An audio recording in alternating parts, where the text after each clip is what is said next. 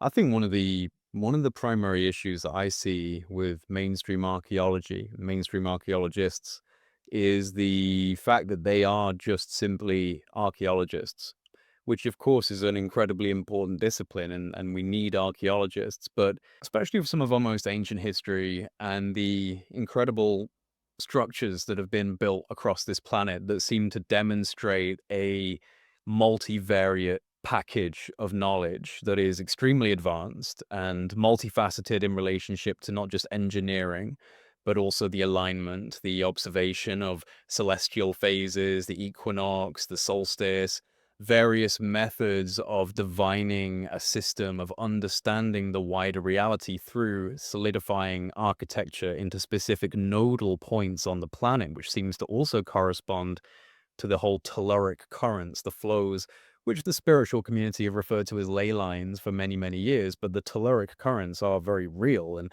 electromagnetic flows of concentration through the earth. Just so happens that many of these sites have been built on those places.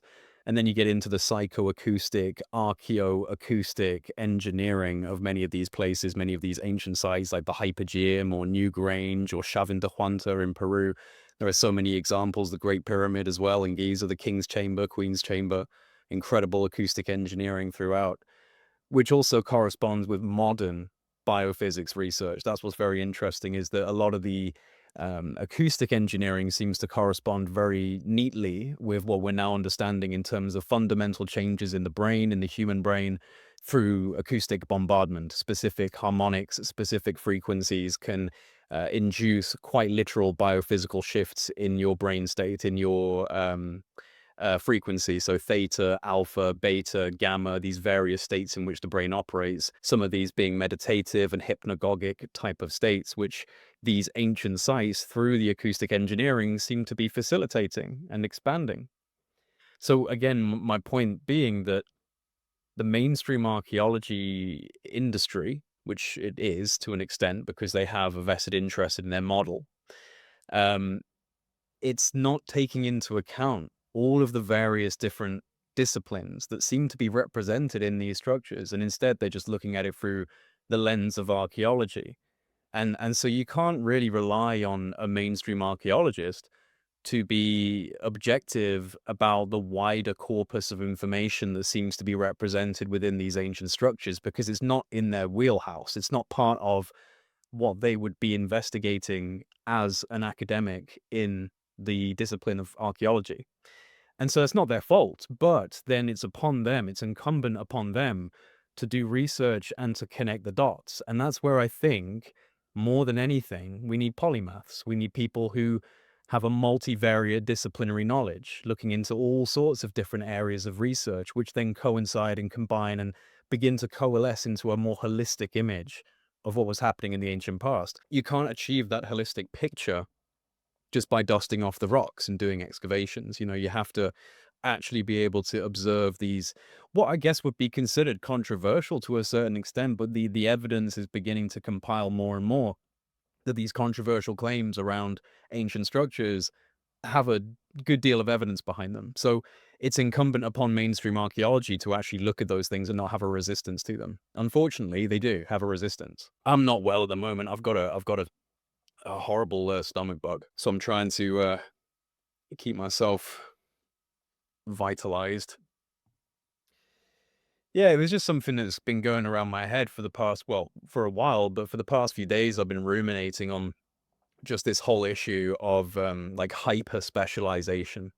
Because of course it's very good to be specialized in a particular domain, in a particular discipline, but when you're hyper specialized to the point where it's corridored off and you don't look at anything else, it's problematic for situations like these archaeological conversations we want to have about ancient history in relationship to what exactly was going on. What were they trying to do? Why were they trying to achieve such incredible multi-ton, highly precise and aligned structures? This is not the kind of conversation that a lot of these archaeologists want to have because they just consider it to be pseudoscientific or conspiratorial, which is very disappointing, really, because there are evidentiary data trails. I've highlighted many of them on my YouTube channel, and there are many other people out there that are doing that. Graham Hancock and Randall Carlson, and many others on a continuous daily basis that are pointing out the issues that are rising and rising and rising.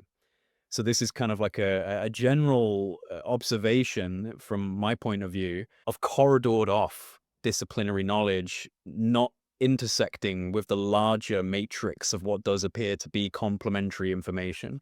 And there's an issue, I think, inherent within the institutionalized dogmatic status quo system of any system, pick and choose and name whatever discipline, whatever arena, whatever sector of modern human society you want to look at.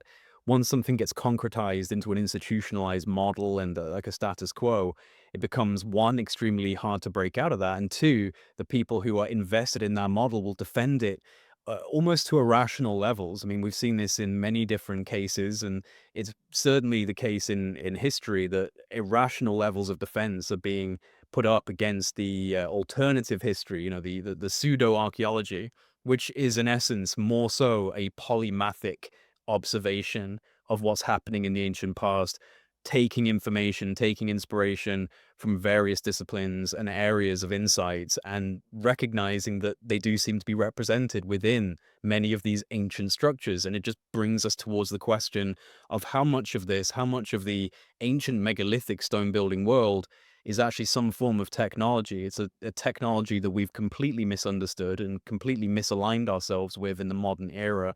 And I would even say modern era, meaning our history, the modern cycle of human civilization. Because I do think that previous to our own time period, and again, by time period, I mean literal human history, before our written history, before the Younger Dryas 12,800 years ago, before all of the global floods that seem to have taken place at the same time, documented over 200 different cultures, I think that there was a very different consciousness in humanity than what we have now. And I think it actually makes sense, especially if we're looking at it through the lens of a post-apocalyptic, post-cataclysmic revival and attempt to regain what was lost. Because what you see is scattered pieces of evidence of advanced knowledge rising up out of nowhere. Göbekli Tepe being a prime example of this. It was just meant to be hunter-gatherers in this area. Suddenly Göbekli Tepe pops up, and we have to wonder, well, who exactly then, if not the hunter-gatherers, which would be very strange if the pre-pottery Neolithic hunter-gatherers were able to erect Göbekli Tepe, and especially when they were nomadic hunter-gatherers, which means that they were moving from place to place, so they had no need to build a multi-ton static stationary megalithic site. So if it wasn't the hunter-gatherers, well, who was it? And it just speaks to this idea that pockets of information, pockets of advanced knowledge sprung up, but didn't manage to get their footing back completely. And so you have these little nodes of advanced pockets where it was like, well, why does the Hypergeum in Malta exist? And why does Göbekli Tepe exist? And why does Stonehenge exist? These various elements of something that contradicts the Neolithic toolkit and capabilities. And so I think it's more likely that we experienced an incredible cataclysm on this planet, a global form of destruction, and that we are essentially the traumatized offspring, multi generations now, but the still traumatized offspring of that post-apocalyptic version of humanity. And it makes sense that our world would divulge into a competitive, ego-driven, violent reality if we are those who survived a post-apocalyptic world. Because a post-apocalyptic world would necessitate the rise of the strong men, the apex, the alphas, the competitive, the ones that are willing to fight to win. It would instill that type of character trait as a survival mechanism in a post-apocalyptic world, right? Might is right, survival through the fittest.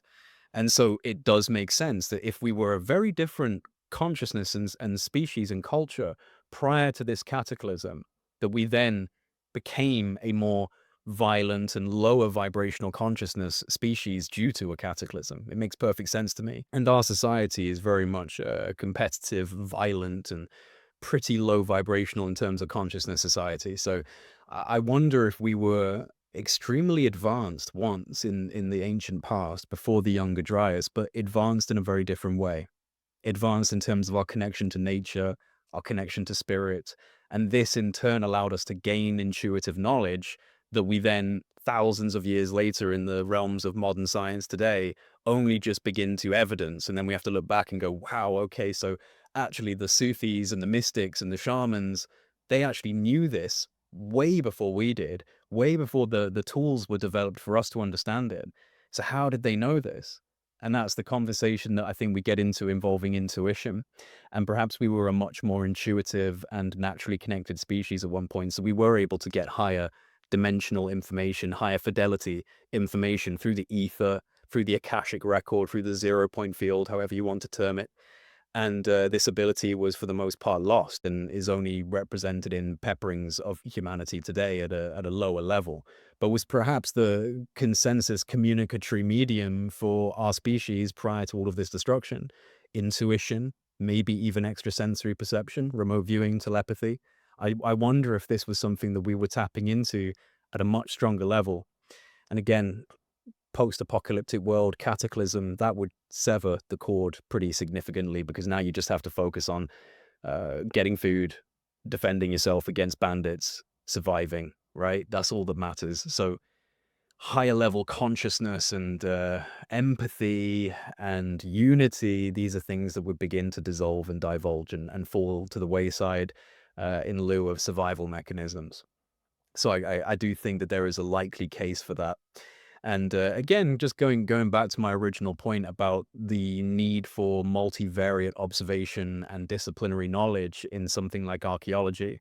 You know, if you ignore all of the various stories as well, because this is again, it's attached to archaeology. I mean, you're looking at history, but so many of them ignore or have a knee-jerk reaction to in any way invoking that mythology might actually have some root in reality that is more palpable than they claim it is. And I find this again to be very much based on a bias, adherence to status quo, adherence to institutional models. Because if you saw the same thematic sequences, the same patterns in biology, it would be called a shared ancestry. But because the sequences and patterns are being matched up in linguistics, it's just disregarded as mythological, even though hundreds of cultures across the world describe the same thing: great destruction, great floods, time before our time when the gods walked the earth and interacted with humanity, whatever that really means, some advanced form of intelligence, whether that be an advanced human civilization. You think of places today like Sentinel Island and all these other areas of the world, we have pockets of tribes that are still living as hunter-gatherers, right? So we today have examples of hunter-gatherer type civilizations living next to what is essentially an alien civilization to them. I mean, they've got spears and arrows, and we've got superconductors and space-based platforms. Like, you see what I mean? This is an alien civilization living next to a hunter-gatherer civilization. And so the idea that that could have happened in the ancient past is not far-fetched whatsoever, and that we may have been inspired by a higher civilization that perhaps was human. Like, we don't have to invoke alien. Although I don't leave that off the table either. I think that there's a likelihood and a good chance actually that there has been non-human intelligent interaction in deep antiquity. But I do also hold space for the idea that, you know, this is human ingenuity and human civilization and doing something extremely advanced that was then lost and then venerated by later cultures, and the veneration became a godlike entity, a Viracocha, a Quetzalcoatl, a Noanis, a Noah. But perhaps all of these have a root in a very real situation that unfolded of global cataclysm, advanced civilizations being destroyed, and then pockets of these advanced civilizations surviving, coming back to the mainlands, coming back to different areas where hunter-gatherers were still present, and attempting to re-erect civilization. And in doing so, being venerated by the local hunter-gatherers as a form of god, as a form of civilization-building god. So I think it's possible that they were survivors of an advanced civilization that were then attempting to rebuild and were like a cargo cult, venerated by the less informed, simpler hunter-gathering tribes that were blown away by the capabilities on display by these individuals. And then you have places, again, like Göbekli Tepe, where it was deliberately buried. And I wonder if perhaps the local hunter-gatherer population didn't take too kindly to having these academic, intellectual, scholarly types building Göbekli Tepe. Perhaps they viewed this attempt to rebuild as a invocation of God's wrath. You know, you brought down the sundering upon us. There was a grand apocalypse because of what you were trying to achieve with your ego and with your civilization. And then you come back after all this destruction, you want to build these things again. And perhaps this was the thought process. Maybe they killed the intellectuals and buried the site purposefully. No one really knows. It's all up for question. But yeah, just some thoughts and observations from me on essentially the issue I have mainly with mainstream archaeology, which is just this kind of corridored off level of focus.